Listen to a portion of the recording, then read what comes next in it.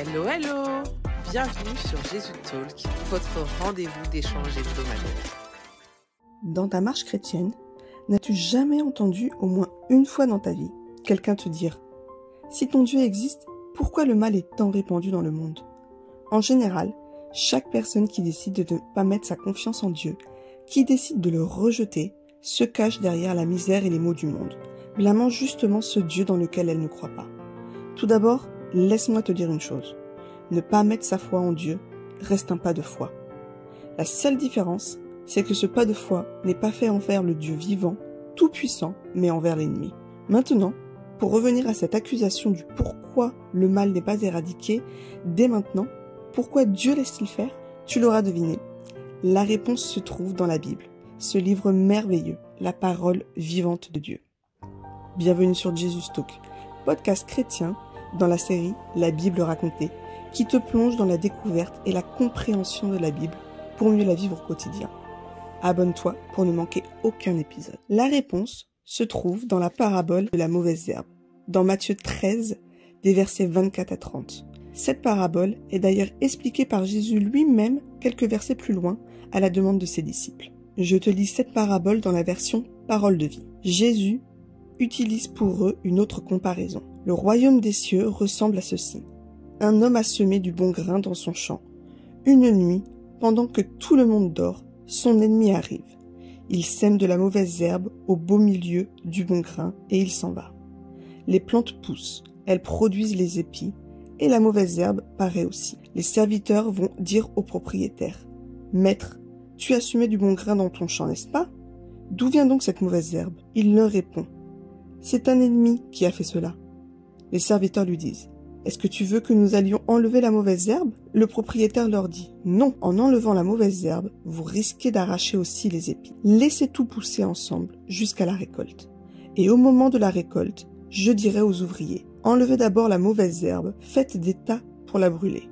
Ensuite, ramassez les épis et mettez la récolte dans mon grenier. » Comme indiqué dès le verset 24, cette parabole est une image du royaume des cieux, où le semeur est donc notre Seigneur. Étant l'agriculteur, le propriétaire du champ, c'est lui qui est à l'initiative de semer. Aide à ce que la bonne semence prenne racine et se développe. La bonne semence représente ceux qui appartiennent au royaume des cieux, c'est-à-dire ceux qui ont accepté la parole de Dieu, accepté la vérité et cherchent à produire du bon fruit en suivant les commandements et l'exemple de Christ. Ils sont devenus une bonne semence car ils sont passés de la mort à la vie. Cela démontre également l'importance du semeur, de Jésus. Car sans lui, il n'y a pas de semence, pas de racines qui prennent, il n'y a pas de fruits et donc pas de salut. Mais que se passe-t-il la nuit? Le semeur de nuit, l'ennemi de l'agriculteur, vient à son tour et sème lui aussi. Sauf que cette fois, il sème de la mauvaise herbe. Deux choses ressortent dans ce passage. Nous voyons ici imagée la chute de l'homme et du monde dans le péché originel. Car depuis l'entrée du péché dans l'être humain et dans le monde, notre monde est rempli du mal. Et Satan lui-même est le prince de ce monde, comme il est dit dans 1 Jean 5, verset 19. Nous savons que nous sommes de Dieu et que le monde entier est sous la puissance du malin. Et nous voyons également ici que les ténèbres agissent énormément la nuit, dans l'obscurité, en cachette. Le diable et ses démons attaquent de bien des manières, mais ce n'est généralement jamais de front. 2 Corinthiens 11, verset 14 dit « Et cela n'est pas étonnant puisque Satan lui-même se déguise en ange de lumière. » Notamment, une des attaques est l'inversion des valeurs pour tromper ses proies.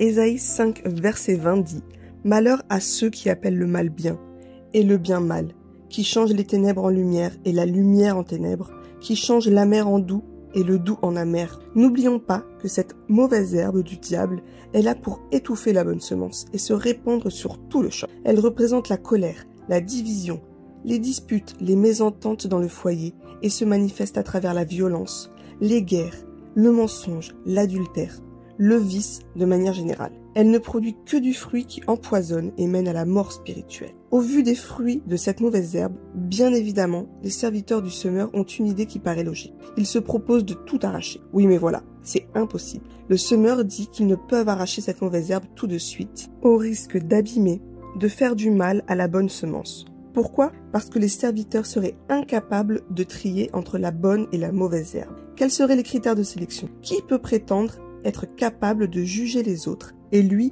être affranchi de toute condamnation et classer telle personne dans la bonne semence ou la mauvaise herbe. Ici, Jésus veut nous faire comprendre une chose importante. Ce n'est pas à nous de juger ce qui est bon ou mauvais. Déjà, parce que nous serons jugés à la même hauteur que notre jugement sur les autres. Matthieu 7, versets 1 et 2 dit « Ne jugez point, afin que vous ne soyez point jugés, car on vous jugera du jugement dont vous jugez, et l'on vous mesurera avec la mesure dont vous mesurerez. Mais également parce que nous ne pouvons ni regarder au cœur, ni connaître les pensées des gens contrairement à Dieu. Notre combat doit rester spirituel, car notre ennemi est spirituel. » Éphésiens 6, verset 12 dit « Car nous n'avons pas à lutter contre la chair et le sang, mais contre les dominations, contre les autorités, contre les princes de ce monde de ténèbres, contre les esprits méchants dans les lieux célestes. » Il faut comprendre que bien que le mal se manifeste dans le monde dans lequel nous vivons, le diable nous attaque en premier dans nos pensées, qui gangrènent ensuite le cœur et finalement se matérialise à travers des actes ou des paroles. Dans cette parabole, Jésus nous demande plutôt d'avoir un regard de compassion sur le monde. Si le semeur patiente, alors nous aussi, nous devons patienter. Car cette volonté de laisser faire, de ne pas toucher à ceux qui à nos yeux font du mal,